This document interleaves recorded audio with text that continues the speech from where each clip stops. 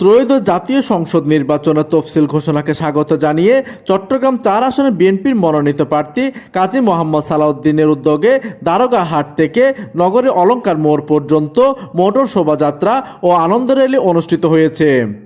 অদ্য ১১ ডিসেম্বর বৃহস্পতিবার সন্ধ্যা ৬টা ৩০ সময় আনন্দ র্যালি ও মোটরসাইকেল শোভা যাত্রা অনুষ্ঠিত হয়। উক্ত আনন্দ র্যালিতে প্রায় শতাধিক মোটর বাইক ও শতাধিক প্রাইভেট কার নিয়ে এই শোভাযাত্রা প্রায় হাজারো নেতাকর্মীরা অংশগ্রহণ করেন। আনন্দ র্যালিটি নগরীর অলঙ্কার মোড়ে এসে সংক্ষিপ্ত সমাবেশের মাধ্যমে শেষ হয়।